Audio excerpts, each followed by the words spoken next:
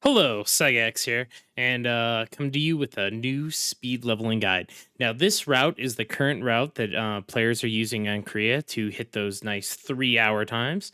Now, don't get me wrong, the first time you do this, you're probably not going to hit that 3 hour time. I myself, even after quite a few hours, cannot hit that 3 hour time, but we do have a suggested route in order to make your leveling experience the best you can. Now, as you're going through Throne and Liberty, there's going to be a lot of different things you can do along the way. Um, Now, this might not be the best way to do it is by speed alone, and you might not get the most fun. But if you're looking to min max your character and get on to the next one ASAP, this is how you want to do it. Now, focusing on the main story as you're going through the game is going to be a huge, huge, huge boon to making it to max level the quickest possible. However, along the way, you will be hitting bottlenecks. Now, if we look at this guide here, and I'll put this down in the comments and in the description, we do have some blue quests that we can do to make it easier. Now, as soon as you get to Castleton, you're going to want to just proceed with the main story quest. As you leave Castleton and you hit the first waypoint, you're going to hit the Peaceful Rye Fields here. In the Peaceful Rye Fields, you can do this, and this will just help that first bottleneck from 11 to 12. Another thing that you should note is that you should talk to the adventurer, Pro Percy, and this starts the Amatoy adventurer thing. If we have it in our version, what he's going to do is he's going to go out and auto farm for you, and this gives you a bunch of exp very, very early on. Another two quests that you should do is you should make sure you craft at least one piece of your armor and at least one accessory. And I will have a deeper look at what you should be crafting when you're leveling in the guide if you want to take that look at that. But early on, you should just craft one ring, and please make sure it's a ring, as well as 3 armor pieces. As soon as you can. And you want to focus on stats. Stats do the most damage while you're leveling, and it's the best. And you should focus on doing this after the Henry Wolf quest, but before you proceed to the part where you go up to the lighthouse. So after you actually complete the Henry Wolf quest, which is actually the demise of the Grey Fang, right? And you run down, and then it tells you to glide down to the town. And once you're down to the town, you want to just go and craft these. Because you need to be level 12 in order to continue this to past chapter 2. In the next zone, the Starlight one, the Starlight's pretty straightforward. However, there is a new quest that a lot of KR players might not have seen, as well as a lot of beta players. And in this quest, you have to dance like a goblin. During this, you're going to be seen moving like a goblin, right? You're going to stand in the circle and you're press the buttons. So you look at each of the goblin circles and then you press the button corresponding it. So for instance, for this one, I pressed the 3 key because the goblin had a blue circle around him. It's pretty straightforward. During this, you can also use this time to upgrade your gear. You cannot, however, level skills during this. Next, you'll go up and you'll hit the nesting grounds. And there are a few things that you want to do during the nesting grounds and few things you don't want to do. If it's raining, you can gather the wild herbs. And then you always want to do the Terror Bird. The Terror Bird's great EXP. It's pretty easy to do. You can do it in a group and just move on from that. The elemental trees, also a lot of EXP. And just doing this so that we don't ever actually hit that bottleneck. Then after Vienta Village, after you get to Vienta Village, there's going to be a few quests. This is probably the first big bottleneck in the game. You're going to want to complete all of these, except for maybe delivering them. If you're not near it and you don't really feel like you need the EXP, don't go back and turn it in. I did in my run. I had to go back and turn it in, and I will have the full VOD of my run. My run was like 5.5 hours. It wasn't very good, but there are players who are going to do it my speed, if not slower, if you don't have a lot of experience. Like I said, Krix, he was able to do a run in 3 hours. There's There's another guy whose name starts with U who's on Twitch. I can't pronounce it. He was able to do it in 3 hours as well, and you'll find both their names in the document. You also want to complete all of the Dastardly Immortal Guild. These are, again, pretty straightforward, not bad. And you just want to keep always, I can't emphasize this enough, pushing those purple main story quests. Also, make sure your weapon, your main hand weapon, is always at the highest level that it can be, as well as focusing on keeping your gear up. Now, again, we are only, as far as accessories goes, around this time, you'll finally get another 3 blueprints for accessories, and you're going to want to go craft those, and you're going to want to craft rings in order to finish the lithogram. The lithogram does, for the lethal ring, is just 4 easy rings that you turn in to get it, and gives you a blue ring. The next bottleneck is going to be 26, though, and 26 is the Golem Crafter. Now, important. When you're doing this quest, make sure you talk to the Golem Crafter first before you go and kill the giant scorpion. Because if you kill the giant scorpion, as is required in the Intimidating Breath quest, you will have to kill it again for this one. So doing that is very good. Okay, so for the Powerless Little Friend quest, you don't necessarily want to do this one because the vitality masses are kind of a low drop rate and you need 3 of them. So just talking to the doll gives you that 5k EXP, and that's pretty easy as he does spawn right by the giant crystal scorpion right outside the castle. Moving on, the Basilisk is pretty easy to do, and you should definitely do that. Make sure that following this, you go to the Moonlight Desert, and you do not go to Sandworm Lair yet. Sandworm Lair will be extremely hard at this level, and you just want to keep pushing up your level.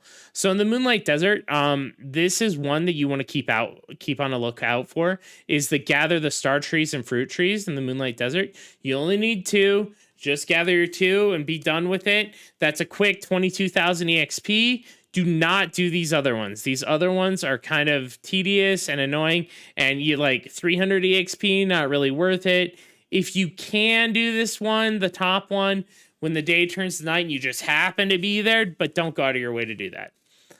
Make sure you do this one. Rolling the sand clusters can be annoying in the desert. Again, watch the full VOD for that one. As well as searching for the clues in the desert. Again, this is another annoying one where you have to watch where the little guy doesn't pop up. And don't be afraid to kite the mobs, because you can kite a lot of mobs during this. This one's pretty easy. You're just going to glide across using the sandstorms to shoot you up into the air. Moving on, the Sandworm Lair, again, the minimum level for this area is 30. This one is by far the most tedious one. And if you don't know where some of the chests and stuff are, it is going to take you even longer than most people who do know where these things are. Now, again, watch the full VOD, which I will have linked in this document and in the description of my speedrun, and you'll be able to see everything that I did personally. Not necessarily in the best order. Again, I'm not hitting those 3-hour times, but I assure you this guide can hit those 3-hour times. One thing that is kind of hard is killing the scorpion here, and you can skip it if you feel like you do have enough EXP. The Chief Sandworm shouldn't be too bad, especially with a bunch of new players. I did it solo several times. I would recommend that you at least try it. Again, if you don't kill it, you're going to have to make up that EXP somewhere and maybe do some abnormal quests that I didn't do. Don't forget, if you are behind at this point, you can do Title's Tower, and that's just a quick, like, you pop open the menu, you enter the tower, do a boss. Usually they're pretty easy, especially if you've only done the initial one that you did as part of the purple quest. Following that, you're going to want to go to Daybreak Shores. Daybreak Shores is pretty straightforward, and Daybreak Shores has a bunch of keepsakes that you collect on a broken shipwreck. Now, one thing to note is that you can't turn them in unless it's nighttime, and it's not worth waiting there. And on top of that, the sea crab has an incredibly low drop rate for the keepsake, so don't necessarily focus on farming too many of those. It will take you a bunch of time. Moving on, the gliding one, super easy. And going back to this one, for one of the keepsakes, it's on the mast. You can turn it into a spider. Thank you, little fatty. I did not know about that, but I did see him do that. You turn into a spider and climb up there. I just climbed up to the highest point on the ship and I glided over there, and then I jumped all the way up.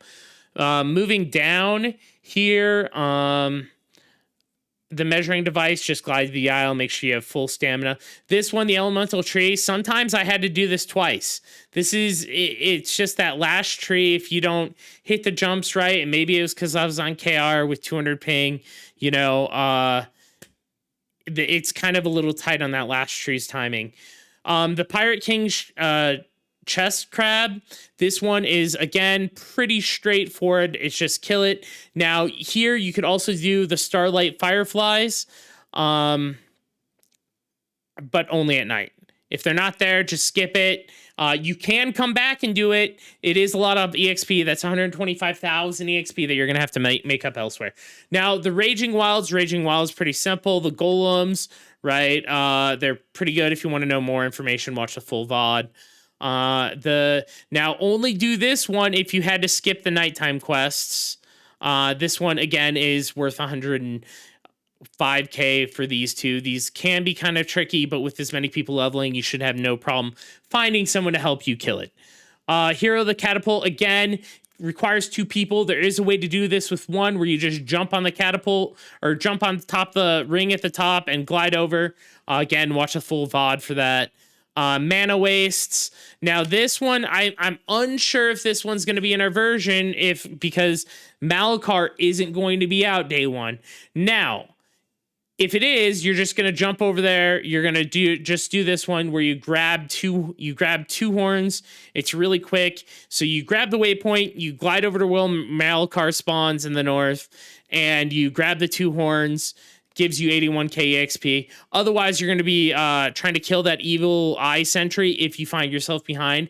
He's kind of hard, you might need 2 people. Again, for now, I skipped that one and I just grabbed the 2 horns. Again, I'm not 100% sure whether this is going to be open at launch on NA and EU. For this one, so this is the Demons test. Demons test is kind of long, kind of tricky. I didn't do this one. The information here I got from Little Fatty's Guide, which I will also have a link here. Little Fatty's Guide is really great for this, and he goes into way more depth than this. And for the first one, you just turn this into unicorn, and make it. For this one, just hit the crystals in order, and then the golem puzzle is pretty much the same thing as the crystals, 4-5 through 3-5. I've done these a bunch here. I decided not to do them here because, again, I don't know if these Mana Waste quests are going to be open on launch, so I kind of glanced over them. The Elemental Tree is another one that's pretty easy, and then there was the Demon test. The highest point one is, again, pretty easy. It's just a grapple around, climb around quest for some decent EXP. At level 41 now, we're getting towards the end. At this point, like, you should be rounding about 45, and if you're getting very close to like 45 and you're like 44 and something, you have most of the purple quests done, or you're even purple quest lock, you can go and do the jump puzzle. The jump puzzle is going to be hard. It's going to be hard if you are laggy and if you haven't rebooted your game in a while. Now, my advice for you is if you're having trouble with it, try rebooting your game. Make sure you hit the save point. Again, you can watch this in the full VOD because I do struggle with lag. I do struggle with everything because, again, I'm playing on 200 plus ping on KR. Otherwise, it's just purple quest to 50. Now, there are some instances where this might not be the leveling patch we get. Hopefully it is, and hopefully you don't hit too many more bottlenecks. But even if you do hit the bottlenecks, these are the quests that you're still not going to want to pass up. So, thanks, guys. Be sure to join me on Twitch, twitch.tv/SaigaX. And we will see you next time, guys. Thanks.